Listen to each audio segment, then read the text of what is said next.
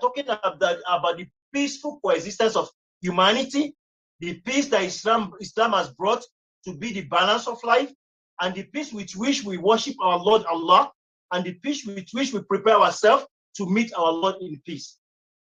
And I think that is an highlight of what peace is about, as far as I know, considering the time constraint that I have, that I've been warned over and over again that we do have a limited time, inshallah. By so saying, I would dabble into the question as our moderator comes into it, as to the best of my knowledge. And again, I will say congratulations to every one of us to have witnessed the month of Ramadan this far.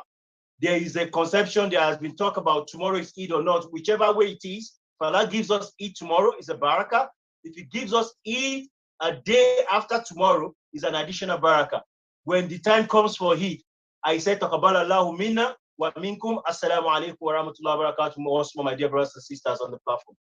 Wa alaikum salam rahmatullahi wa barakatuh. Thank you very much for that brief overview of peacemaking. Now, if I may ask, how important is peacemaking? Is it something that we can attach to our iman? Is it an aspect of iman that we have to guide? When I went to that question, among your questions that you wrote to me,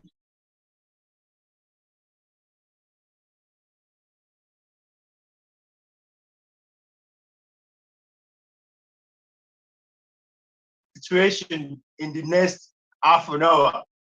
However, the question is very clear. But then, because I don't know my audience, you understand what I'm saying? When we were taught to talk in accordance with the level of assimilation of the people we are talking to, I am a student, and when we talk, our sheikh says you have to be on the peripheral of the people you are talking to. Because it's a blind audience, I'm just going to go in a spherical approach to that question. First of all, the instance of Ramadan itself. Let's start from there, my dear brother. When Allah says to us that I have made compulsory for you the fasting in the month of Ramadan, if you are not ill, if you are not sick, not on a journey, we have had all the reasons. I'm not going to go into the ayahs and the facts of Ramadan. The part of which I want to explore is, during Ramadan, people have come and say, I've got ulcer, I've got diabetes, I've got this, I've got that. And all they want is a justification of Sheikh Agbawe, I become Agbawe. And I told them, for the sake of Allah, that's not going to come out of me. However, bring the Quran, let's talk together with the Quran. Let's enlighten ourselves together in the Quran. That question is best answered, my dear brother, by looking at Quran 2 verse 255. I'm not going to recite it all.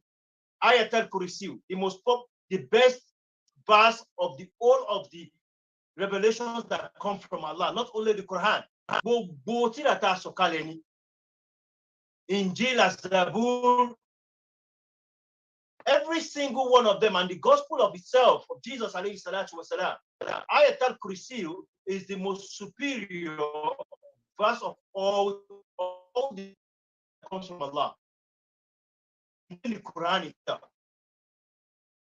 You take note of that. Do you take note of that? I'm expecting a concession, an agreement of, even if it's a head nodding. Yes, I did, yes. Ayat al-Kursi is the important verse of the Quran, of all the kitab that comes from Allah. After the verse,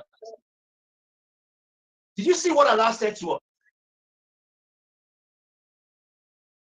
After the verse of Ayat al-Kursi, where Allah swore that Him, Allah, there's none but Him. He is the living and the ever living. Al-Hayyul Qayyum. He said he is the living and the ever living. La ta'usuhu sinnatu wala nawm. He neither slumbers nor does he sleep. And he finishes it by saying he does not feel fatigue. He rounded the verse up by saying he, Allah subhanahu wa ta'ala, does not feel fatigue from watching over his kursi. And when we talk about the kursi of Allah, my dear brother, talking about peace, his kursi, the seat with which he sits in his jalal to exist as Allah subhanahu wa ta'ala is in comparison to the world that we have seen, is something that is blown out of proportion. We don't have the mental state to be able to comprehend the kursi of Allah. And he said he does not feel fatigue. He does not feel fatigue from watching over his kursi. After the verse of Ayat al-Kursi, he said, La ikraha fi din. Did you see that?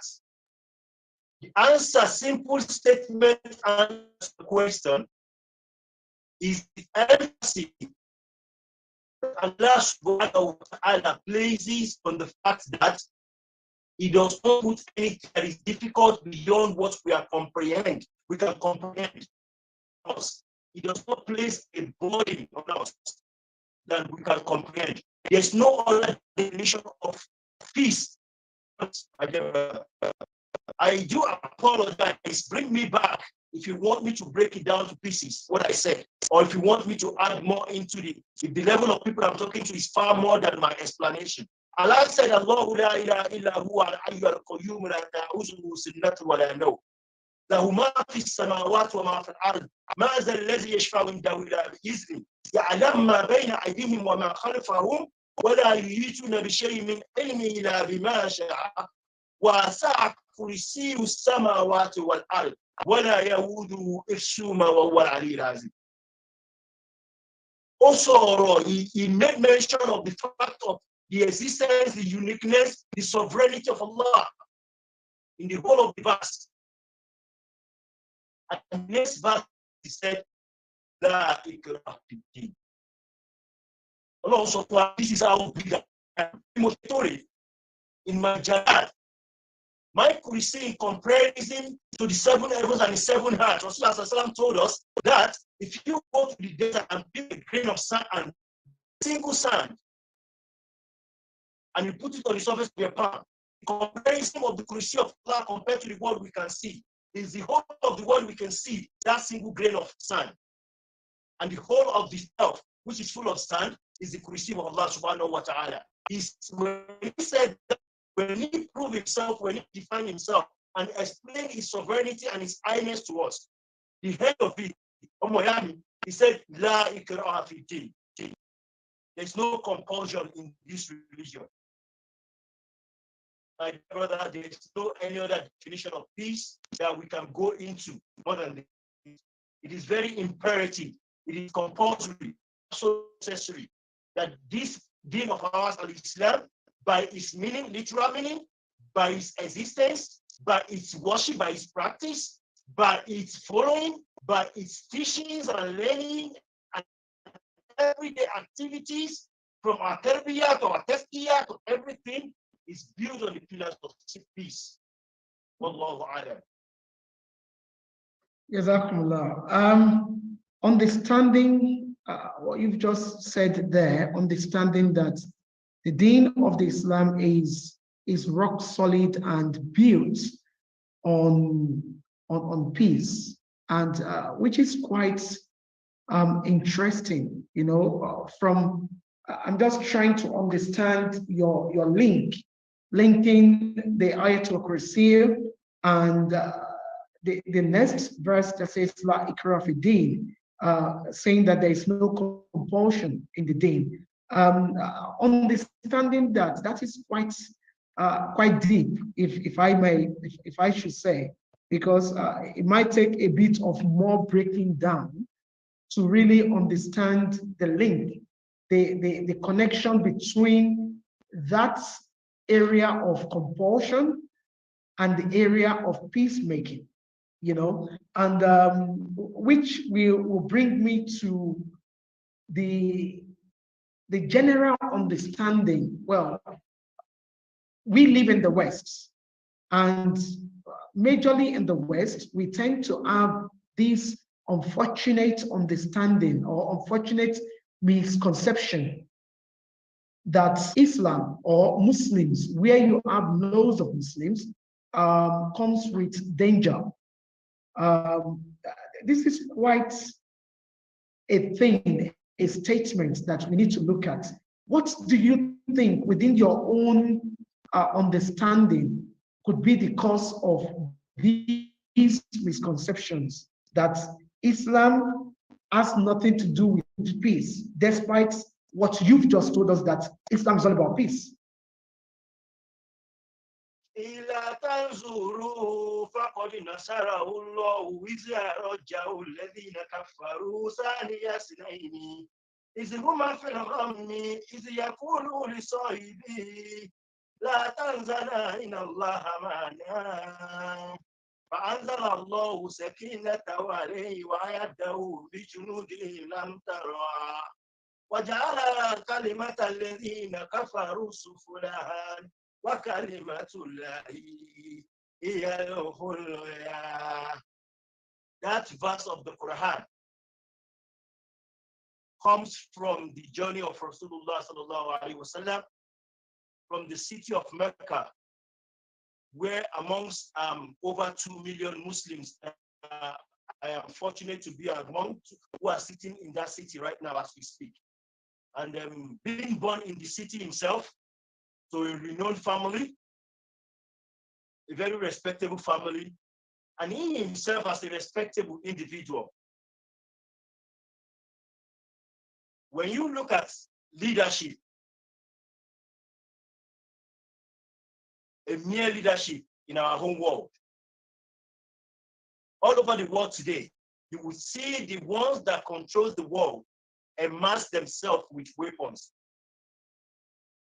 Because the 6Gs, 8Gs, the greatest nations of the world, they are characterized by their level of nuclear weapon. My brother, yes or no? Yes. So the authorization of the acquisition and the accumulation of nuclear weapon is what defines a great nation from a weak nation. That is to say, their leadership is not based on the fairness and just of the society. It is based on the military power. Therefore, when a government comes in, the first thing he or she does is change the military personnel to trusted personnel who the president can rely on a day where his tyranny gets to an extent with which the people can no longer bear it any longer. So they amassed military power. When Rasulullah sallallahu alaihi wasallam proclaimed Kalimat Shahada on Safa, on the Mount of Safa, as a man in the society, he had nothing. He was married into wealth by marrying the best woman that has ever walked the surface of the earth. Khadija, we are not pleased with that. Yes. However, he managed even the submission of the wealth with the best of his ability. He had the best friend in Abu Bakr as-Siddiq, the most truthful man on earth. He had the companionship of Khadija, and he proclaimed Islam. He started Islam. The first time he was harassed physically, the persecution of the Muslim, the persecution of Kaaba, the persecution of Bilal, Zaniro, and the household of Yasir, Somalia, and Yasir himself. The persecution, those are the two shuhada, the first two shuhada of Islam, Somalia and Yasir himself, who were killed in the hands of their leaders publicly to spite the Muslims, to scare them away from Islam. He had nothing. He had only Dar al-Arqam. Abibi, my brother, he had only done an outcome, a hideout with which they go to learn Islam. He had nothing.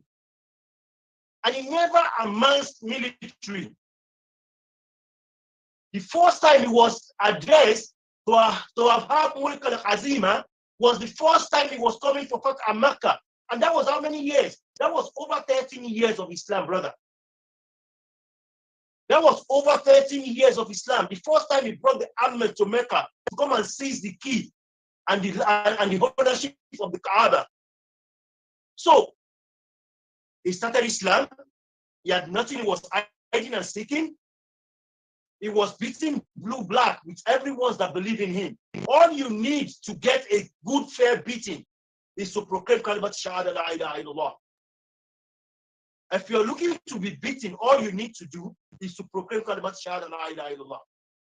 The first person to do that and received the beating of his life was Abu Dhar, radiallahu anhu.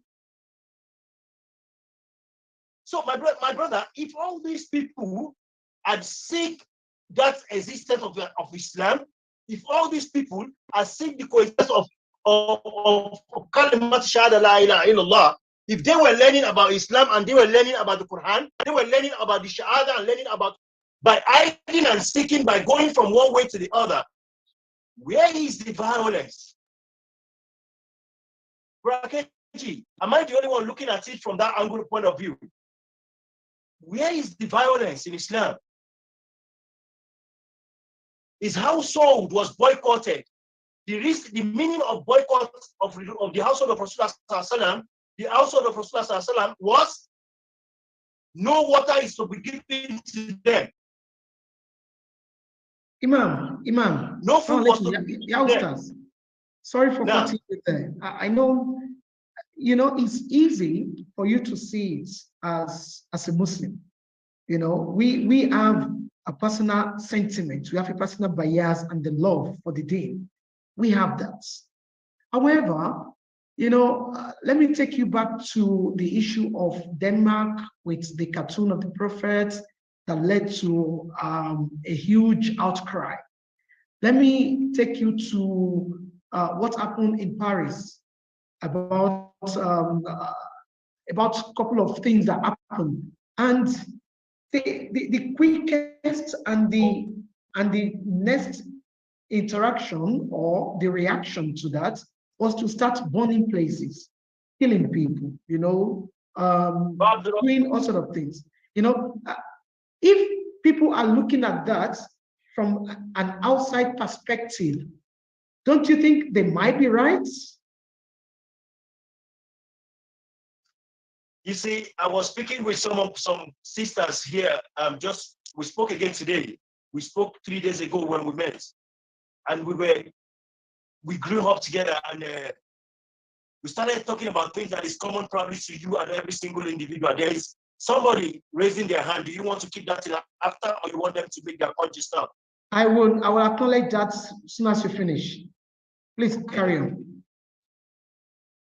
All right. So what I'm saying is, the simple response, I know it's quite complicated like you make it, because we know, we are students of Al-Islam. We know where he started from. We know how much he lost 6 children along the line. He lost his wife along the line. He lost the only person who was his godfather, Abu Talib.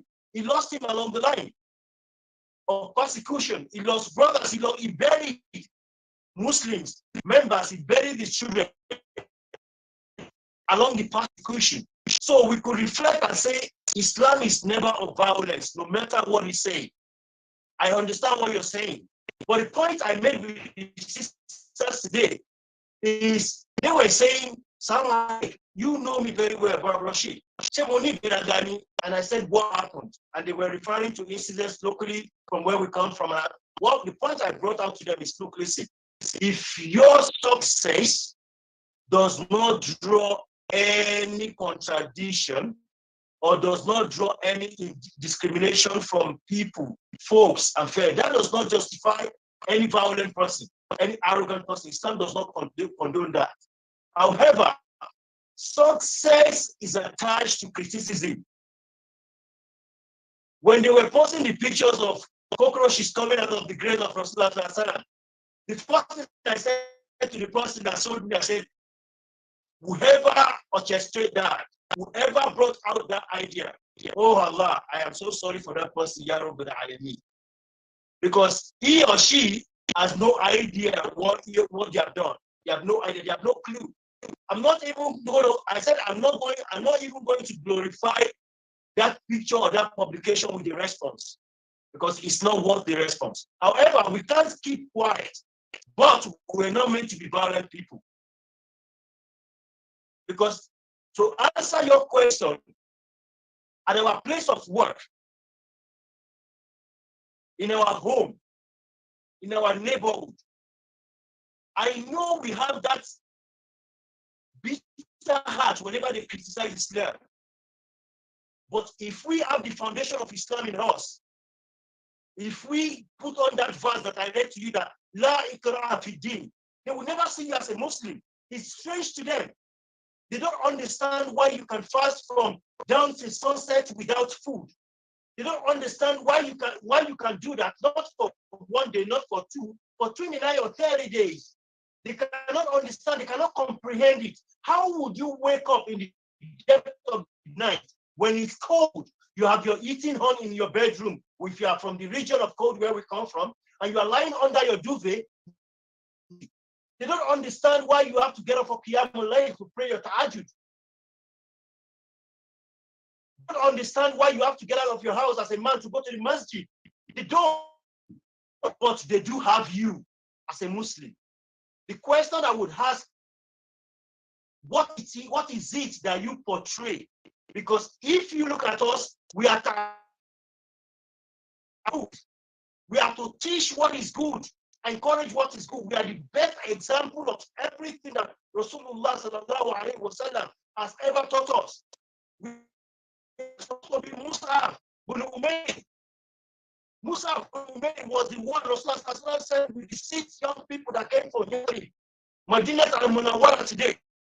These young guys, you remember them? Sa'd bin Jiraro and the other 5 boys in Mecca when they had about Rasulullah, and they said, we need you to send somebody to teach Ibn Umayr.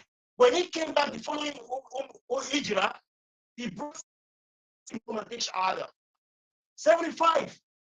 Rasulullah sent him with 6, and that 75 took Shahada and went back. And when Rasulullah was coming to Yathrib at the time, there were thousands of people lying in the street of Medina waiting for Rasulullah from Masjid al-Quba.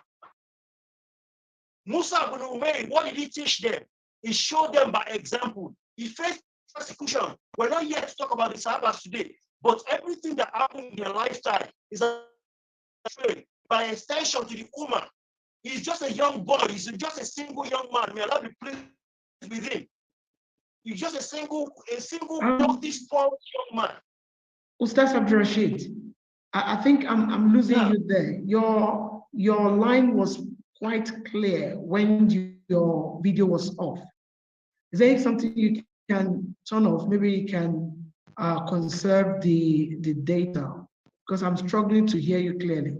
I don't know if it's just me. Maybe that might give us a better coverage. I think I've put it on the best of trying to reboot it. How is it now? Is it better now? A little bit. I'm just saying, maybe if you turn off your video, maybe it might make it much better. Let's try that without the video. All right. Let me do that straight. Okay, is that a little bit better now? This is much clearer and much better. All right. So okay. Alhamdulillah Rabbil Alameen. So what I'm saying in essence, the Sahabas themselves, because when we talk about peace, it's an ambiguous and a very broad topic in Islam. And sometimes when we preach in our emotions and our understanding and our passion about Islam, sometimes the message we are giving is absolutely wrong out there. It's absolutely wrong out there. I am not going to pick and choose and try to dabble into single individuals' behavior or character. However, the first thing, they don't know Muhammad sallallahu alaihi wasallam. These people don't know Musa ibn Umayr. They do not know Hamza ibn Abu Talib, ibn Talib. They do not know Muhammad sallallahu alaihi wasallam. They never met Khadija, but they know you. They know us. They know Abdul Rashid. They know Abdul Rahim. They know Muhammad al-Hawal. They know Musbaudin. So if the message we put across to them, the understanding of our personality, the way we react to situations, our aggressions, if that is what they know, they will use that against us, my dear brother. So fighting, discrimination, fighting an explanation, or even reading the Quran from now to kingdom come, they have no clue what that is about. Our individual lesson and examples is what they draw. Is like bringing up a child in the house. We can send them to Maktab, we can send them to Madrasa, we can send them to Hafiz al-Quran, but in a child you will find the parents. If you find a child that is an ambitious liar, that when he even says salam, you need to scrutinize what that child says. Go and look at the mom and dad. When you see a child that never eats and share, go and look at the mom and dad.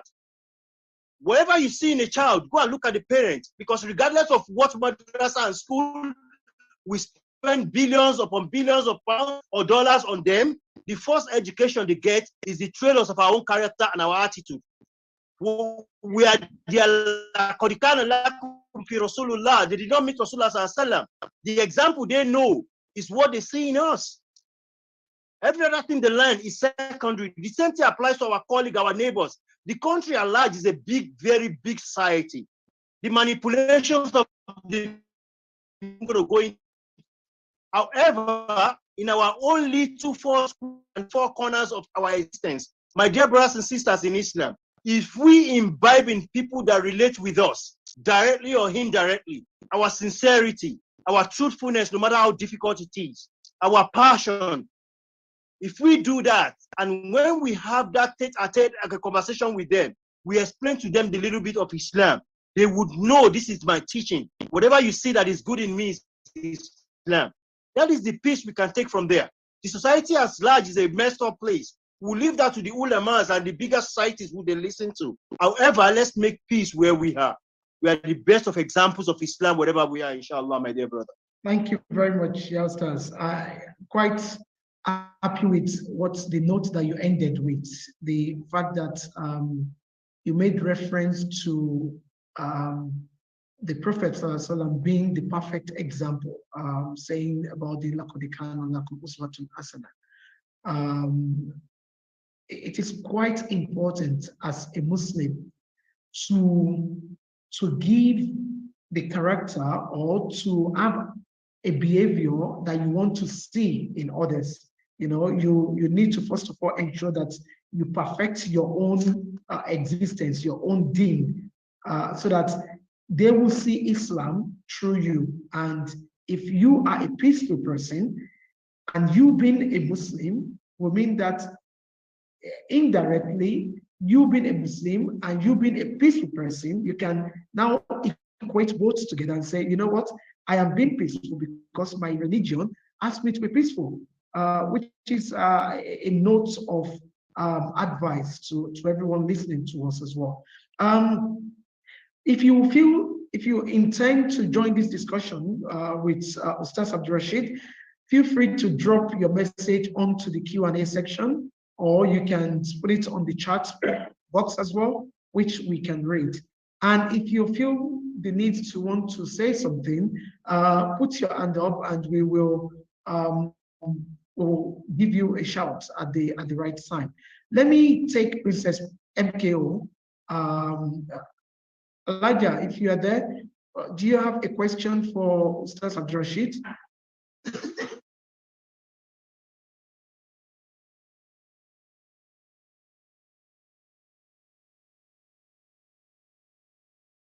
Elijah, if you're there, can you unmute yourself and you can talk now?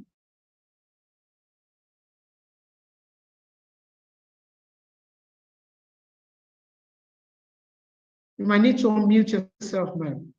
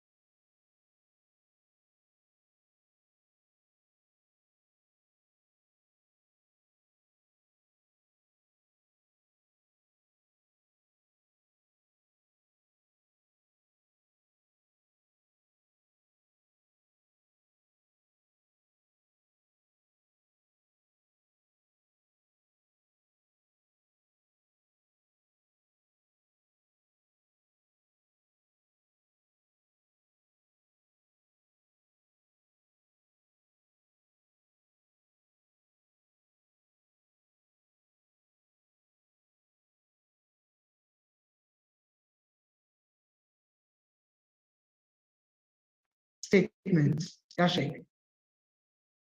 Alhamdulillah Rabbil Alameen, Allahumma Rabbana Idina Sirat al-Mustaqim. Firstly, I am not going to just say it's just a political statement.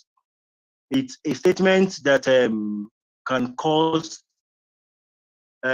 disarray and alter the peace coexistence of Muslims and their neighbors wherever they are. And by all means, people are just waiting to hear about Muslims, regardless of what it is they say or they talk about. Even when it's obvious beyond reasonable and unreasonable doubt that what they are talking about is absolutely nonsense.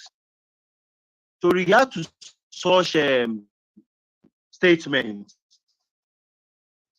I'm sure we are not living in isolation. And alhamdulillah to those that have tried over and over time to bastardize the name of Islam or to alter the coexistence of Muslims with non-Muslims. They have been able to introduce Islam to the world in a bigger picture, because the world has been more curious to know what exactly Islam is about. Since the uprising of the Muslims are dangerous, they are dangerous. If you look at the statistics, we have seen more shahada than we have seen before. Since the last 10 years, we have seen more conversion of sincere Muslims with sincere sheikhs all around the world. We have seen more kalimati shahada from people who we least expected. There was a sheikh that was in Dallas who took shahada of a whole gang of bikers, 75 of them in one day. And they actually came to burn the mosques down there in America. If it's not Dallas, there will be a different state. But it's a complete gang of bikers who heard about Islam being an oppressive religion, and they came to burn the mosques. And may Allah bless the sheikh, who by his beautiful character took them down and asked them to read the Quran. And they did. They took it upon themselves and read the Quran. And not their leader, not a single person, not a woman. The entire gang of bikers took shahada one day. In essence, what I'm saying is, the talks like this are unavoidable. Are you with me, my dear brothers and sisters in Islam? Talks, the controversial videos like this, condemnation of Islam like this, is unavoidable. This is what we're talking about. The religion that operates in Mecca and made Mecca a born hell for even those who knew the Muslim does not even have a single knife, never talk of machete or the army to destroy anyone.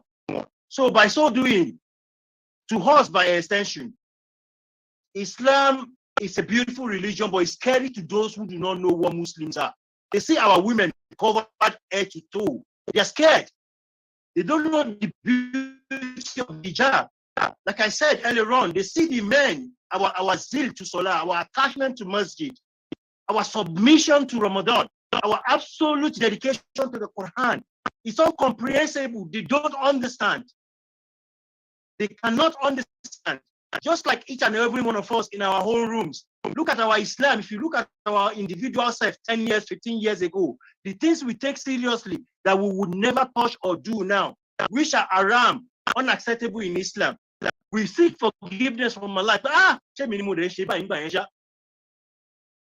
The hidayah continues to increase. So they don't understand. So when he talks political statements like this comes, please, I'm begging you. I don't know how to react, but I know how not to react.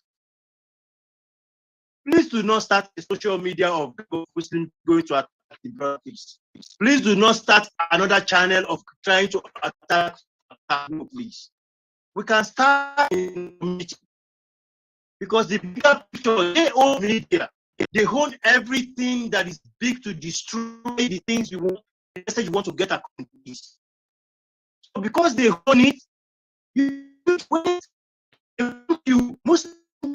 they come to Muslims, because the instance is the same. It is the same when they said Muhammad wants to destroy the clans and the household and the families. It's the same. He came as a spirit over there.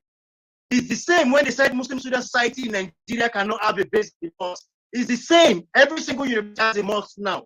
It's the same when it says Muslims should not wear that classroom. It's the same. Majority of where it's at today now. It's the same when they said our Muslim sister who's a lawyer will not graduate with an hijab. It's the same when they go and forth, they are wearing hijab to graduate as lawyers now. Why is it the same, my dear brothers and sisters in Islam? It is because we change it. We don't. Allah has said it and it's definite. When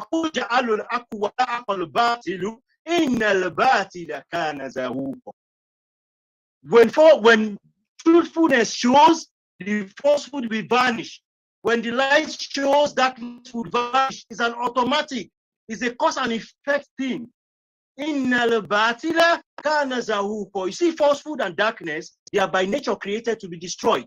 He will not be the first one that says such statement, my dear brother. He would not.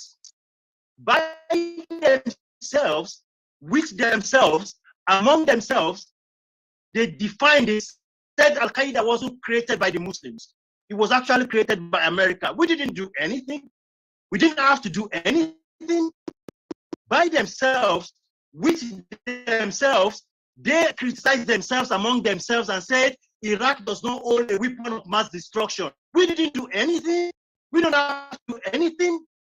But the bits we need to do in our local areas, in our masajid, especially our home, Habibi, especially within our women, our mothers, we need to do a lot. Let us live by example for our children. I am begging you, I cannot beg enough. I cannot overemphasize the fact that our mothers, please, for the sake of Allah and Rasulullah sallallahu alaihi wasallam, if the children comes out untaught, unmannered, on moral, we are going to blame you eventually. I know some of you are the breadwinners of the house, but please, all the problems and peace of Islam starts from you. I am not saying we should do anything. I am saying we should not put violence out for violence. When such political statements are made, I'm saying you should keep quiet. At your place of work, don't be violent.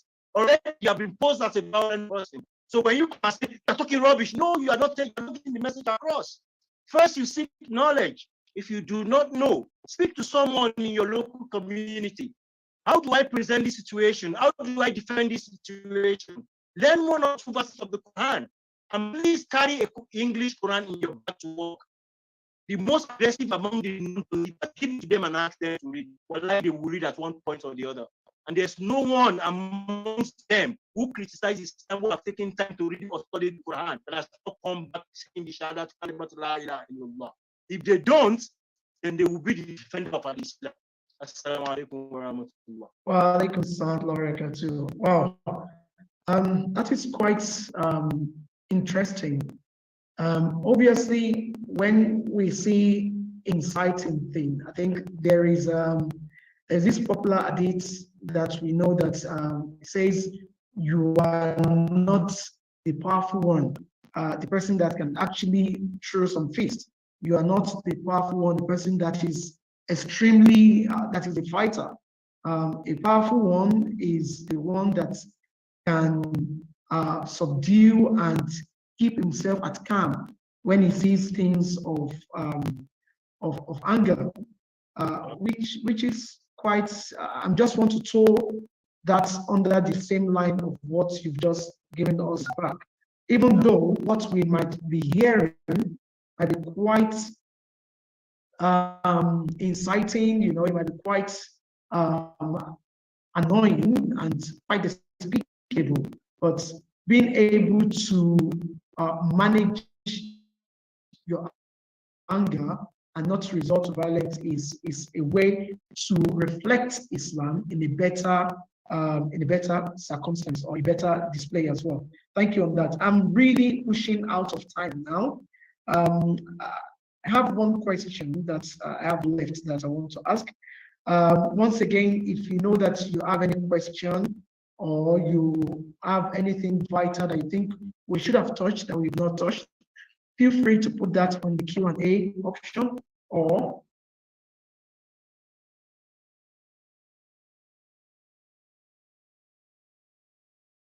is there any circumstance or any instance saying peacemaking that we can just forego peacemaking and say, you know what, forget about peace in this circumstance. It's not eye for an eye, it's violence.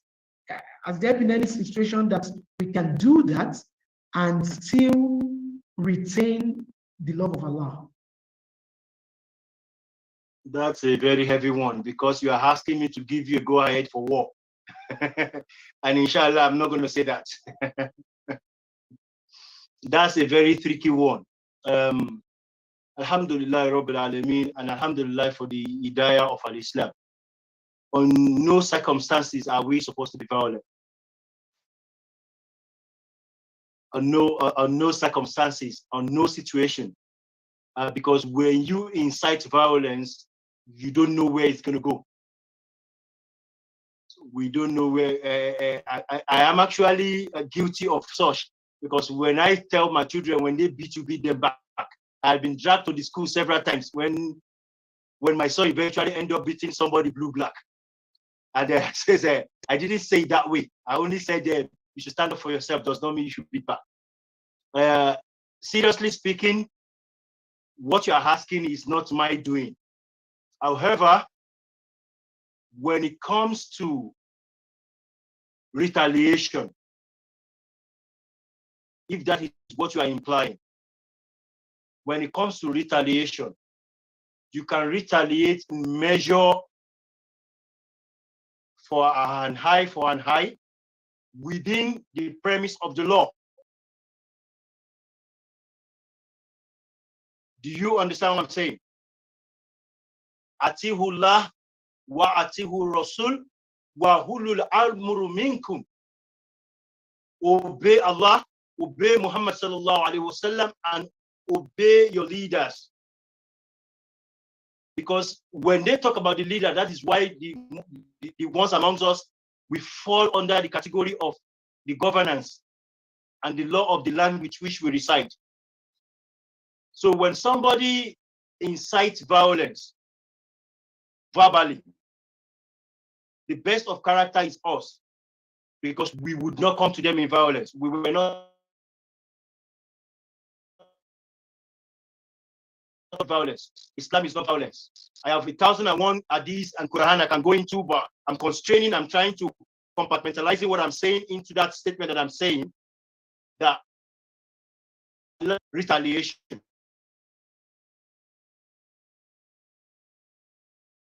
However, I have the best of the declaration of war. It's not in our present generation.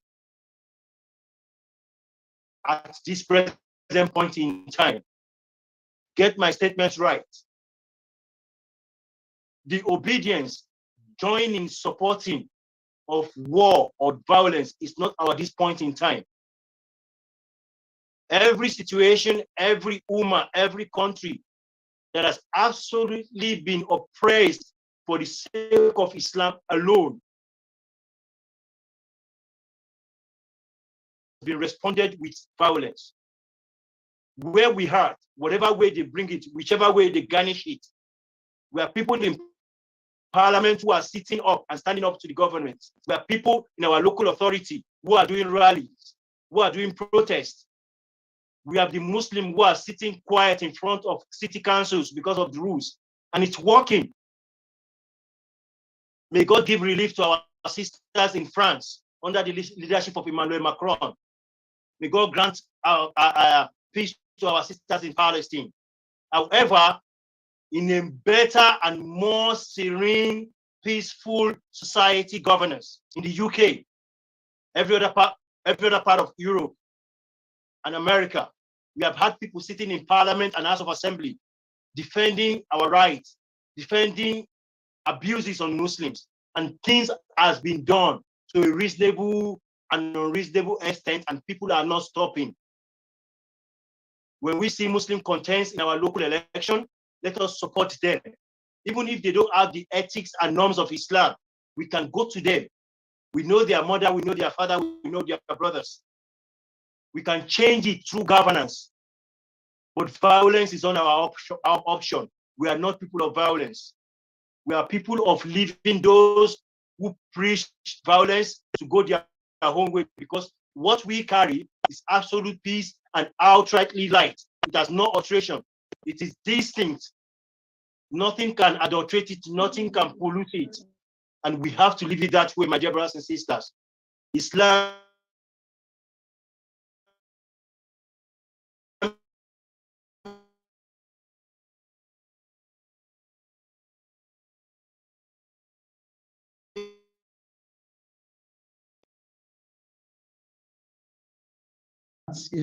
that is a statement of the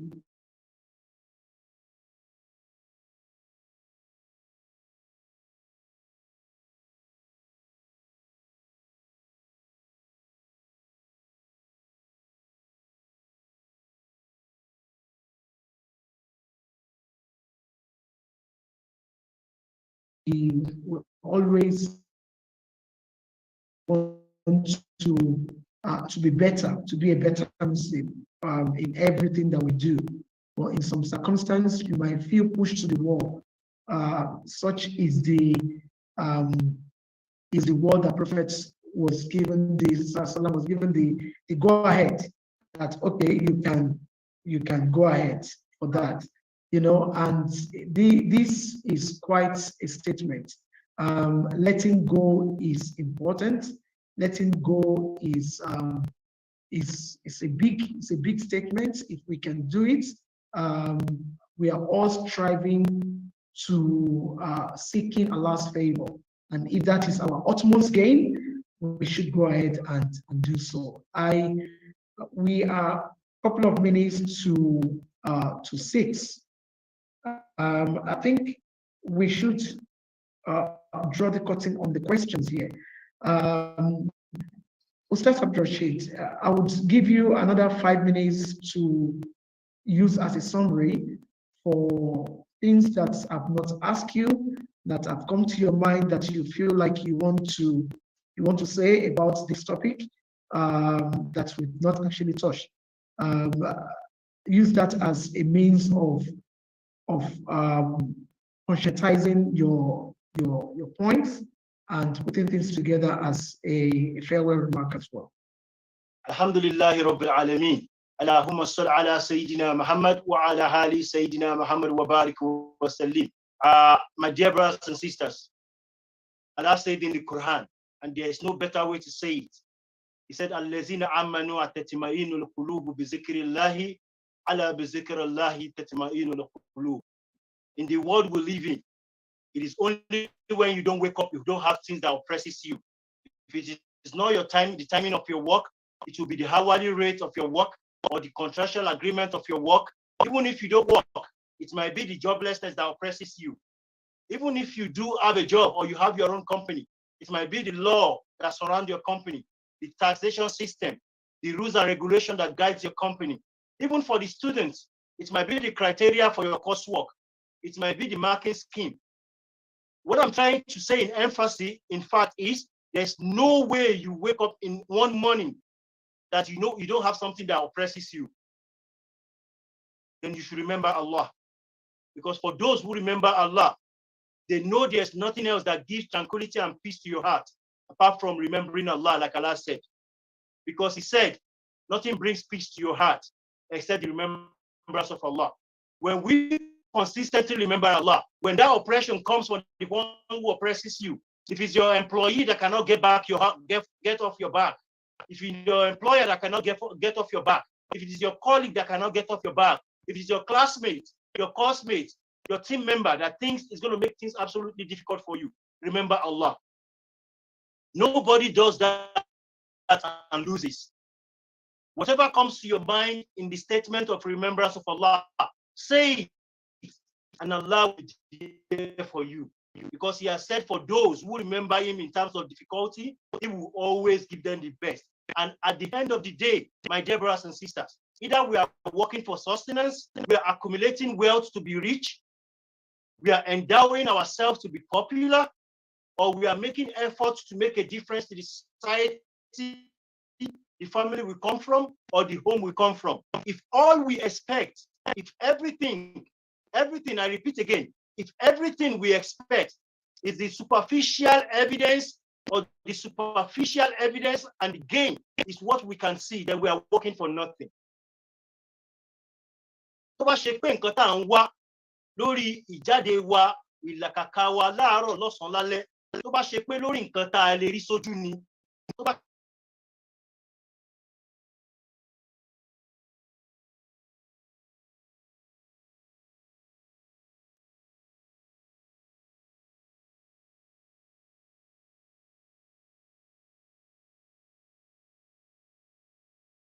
as long as you remember the best of reward, the highest of wages, the greatest of salary is our first step into the Jannat al-Firdaus. When we say salam to our Nabi Muhammad sallallahu alaihi wasallam and say assalamu alaikum ya Rasulullah. If that is what we seek in everything we do, my dear brother, then there's no oppression that will touch us. There's no hardship that will oppress us. There's no annoyance that will get to us. And there's no bitterness that will make us cry.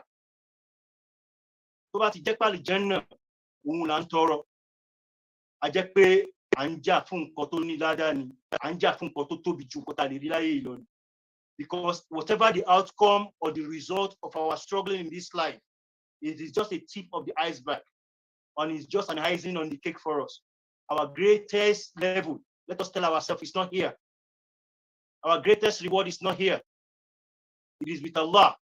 The likes that He gives to Asiya, the wife of Fir'aun, the likes that He gives to Sumaya, the first shuhada of Islam, the likes that He gave to Hamza radiallahu anhu, and Musa ibn Umayr that was slaughtered and killed in Uhud, the life that He gave to, even from this world, or every one of them, the shuhada of al-Badr, the life that He gave to Muhammad sallallahu alaihi wasallam when he was taking his last breath, and he said that statement that Allahumma fi rafiq al-ala, take me to the greatest of companionship, that Muhammad sallallahu alaihi wasallam left this world and went to the companionship of Allah. If that is what our goal is, then regardless of how old, young, we have Salah to make us old before we leave this world. If that is our goal, then nothing will touch us. We will know that I'm a Qadiya and Nabi Nunu al-Jannah. And bi-iznillah, may Allah make it easy for each and every one of us to have that status of Jannat al-Firdaus before we leave. Assalamu alaikum wa rahmatullahi wa barakatuh, my dear brothers and sisters. Wa alaikum salam wa rahmatullahi wa barakatuh. Thank you very much, sir, for that. For the final summary about it. Our goal is to gain Allah's mercy, to be given the certificate of Jannah, putting our feet into Jannah Firdaus is our utmost goal. And if that is our eye has to be on the target, has to be on what we are after. And if that is our utmost result, we should jettison anything that would go against achieving that reward. I would like to thank our dear Ustaz for taking his time to be with us tonight and to go through this important topic as part of our existence as a Muslim. I would like to say Jazakumullahu khairan. Ask Allah to continue to bless you with benefiting knowledge. Ask Allah to reward you and accept every single of the words that you've said today as act of worship for us.